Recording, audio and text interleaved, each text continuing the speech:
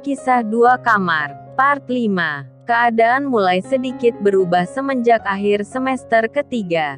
Gue lebih sering di luar kos buat kerjain tugas barengan teman-teman gue daripada di dalam kos gue sendiri. Begitu pula dengan Adele. Dia lebih sering keluar malam sama pacarnya. Dan daripada diem gak tahu mau ngapain kalau di kos, gue sekarang lebih sering pulang di atas jam 12 malam. Dan biasanya gue masih nemuin kamar Adele masih gelap, pertanda bahwa Adele gak ada di kamar. Karena gue tahu Adele gak suka tidur dengan lampu mati. Pagi hari pun demikian. Kadang sampai jam 9 pagi gue gak menemukan tanda-tanda kehidupan di kamar Adele. Tapi terkadang memang gue sempat ketemu Adele. Tapi suasana pembicaraan kita udah mulai kerasa lain. Gue sih ngerasanya Adele lagi jaga jarak sama gue, entah karena apa. Gue pun gak mempermasalahkan dan mempertanyakan hal itu karena emang sebenarnya gue sendiri sadar bahwa gue gak punya hubungan apa-apa sama Adele. Tapi terkadang sempat sedih juga kalau mikirin hal itu karena emang Adele lah satu-satunya teman kos gue yang paling dekat dan enak diajak ngobrol. Bahkan bisa dibilang Adele itu teman terdekat gue dibandingkan teman-teman kampus gue sendiri. Di awal semester keempat Adele benar-benar berubah. Dan gue baru tahu dari seorang teman gue bahwa pacar Adele sekarang adalah seorang cowok yang model, militer, kalau orang Jawa bilang, pria berseragam. Dan akhir-akhir ini gue sendiri sering ngeliat mereka berduaan di dalam kamar Adele. Obrolan mereka berdua terdengar samar-samar dari kamar gue.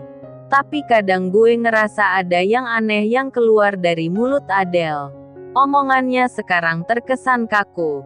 Terkesan patuh terhadap semua omongan cowoknya. Adele sepertinya takut untuk melawan. Dan entah kenapa mungkin dia juga takut kehilangan. Beberapa kali gue sempat berpapasan dengan mereka berdua di tangga. Dan Adele yang biasanya selalu tersenyum ceria setiap berpapasan dengan gue, sekarang yang tersisa hanya senyum kecil seadanya. Dan yang lebih parah lagi, cowoknya kadang malah melototin gue. Kayak gue ini bakalan ngerebut Adele dari dia aja. Suatu hari pernah juga gak sengaja waktu cowoknya baru nunggu Adele mandi. Dan kebetulan gue baru keluar kamar gue buat jemur kain pel gue yang basah. Tiba-tiba cowok, militer, Adele yang ternyata bernama Bowo itu menghampiri gue. "Maaf mas mengganggu sebentar," kata si Bowo. "Ya mas, ada apa ya?" tanya gue balik ke dia. "Boleh ngobrol sebentar?" tanya dia. "Silakan mas," lanjut gue sambil benerin posisi kain pel gue di jemuran. "Masalah Adele mas, saya bisa minta tolong," kata dia. "Oh bisa mas. Ada apa sama Adele?" lanjut gue. "Gini, saya minta tolong kalau bisa mas jangan main-main lagi ke kamar Adele ya," kata dia dengan PEDEEE-nya. Set dah. Ini cowok apa-apaan? Dalam hati gue, "Maksud mas gimana ya? Saya kurang paham," lanjut gue sambil ngeliatin dia. "Masih kurang paham mas?" Si Bowo meninggi nada bicaranya dan tatapan matanya. "Kalau maksud mas saya nggak boleh main ke kamar Adele, it's okay. Gak masalah mas. Lagian juga jarang banget saya masuk ke kamar Adele," kata gue sedikit melunak daripada malah jadi ribut di kos. "Walaupun jarang, mulai sekarang jangan pernah lagi ya mas. Apapun alasannya," lanjut dia dengan tampang belagu. "Begitu juga Adele jangan boleh lagi main ke kamar kos mas ya," potong dia sebelum gue sempat ngomong. "Hah, kalau Adele mau main ke kamar saya itu hak Adele mas. Saya nggak ada hak buat ngelarang orang yang mau main ke kamar saya." Gue mulai kepancing emosinya. "Begini mas, Adele udah saya beri pengertian bahwa mulai sekarang dia itu punya saya dan saya itu punya dia. Dan kita punya komitmen untuk menjaga hubungan kita. Lanjut si Bowo. Jadi sebaiknya Mas sebagai temannya, dan kalau Mas memang benar teman Adele, sebaiknya Mas juga membantu hubungan Adele dengan saya. Paham Mas? Tambah si Bowo lagi. Najis bener nih orang. Tambah belagu aja. Untung aja gue masih ngehargain si Adele. Kalau gak, udah bener-bener gue hajar nih orang. Pikiran bersih gue udah mulai menguap entah kemana. Oke Mas. Terserah Mas saja. Buat kebaikan Mas dan Adele saya bakal lakuin itu semua. Lanjut gue asli keki banget gue. Tiba-tiba Adele keluar dari kamar mandi. Langsung nyapa si Bowo. Baru ngobrol kalian berdua. Lanjutin aja deh. Kata Adele ngeluyur pergi tanpa berani ngeliat gue. Tunggu Del. Gue tunggu di kamar lo aja deh. Kata Bowo ke Adele. Ini orang udah belagu juga mupeng ternyata. Batin gue. Karena gue tahu kebiasaan Adele setiap mandi. Pasti setelah mandi cuman pakai handuk yang model jaket gitu. Dan yang pasti Adele bakalan ganti pakaian, ganti celana panjang di dalam kamarnya sendiri. Hehe.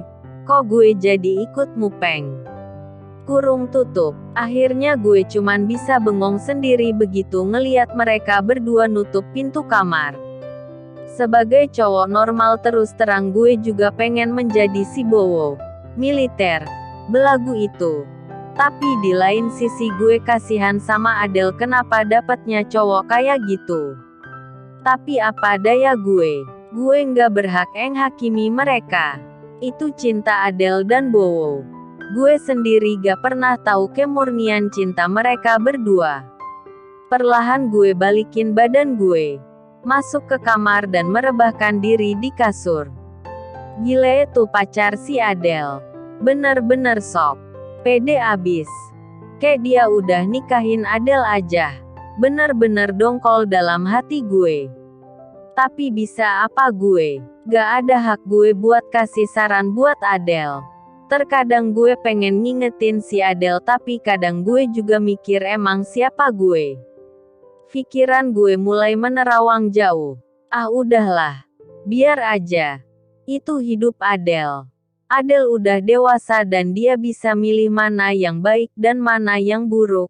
Akhirnya gue potong pikiran gue dan melanjutkan tidur gue. Minggu-minggu dan bulan-bulan berikutnya setelah kejadian itu bahkan lebih parah. Bowo hampir tiap hari menginap di kamar Adele. Biasanya sekitar jam 9 malam mereka baru pulang entah dari mana dan kemudian langsung masuk kamar. Kadang hingga jam 10-an gue masih melihat lampu kamar Adele menyala dan gue masih mendengar suara mereka berdua ngobrol secara samar-samar. Setelah itu biasanya keadaan udah berubah. Lampu kamar Adele udah mati dan entah apa yang terjadi di dalam sana. Guys. Kurung tutup. Saat itu gue udah nggak begitu ngurusin masalah Adele. Karena mungkin memang itu jalan yang dipilih Adele. Gue sendiri pun juga punya urusan dan kehidupan gue sendiri yang gak kalah penting. Gue harus selesain kuliah secepatnya biar gak ngebebanin orang tua gue lagi. To be continued. To part 6.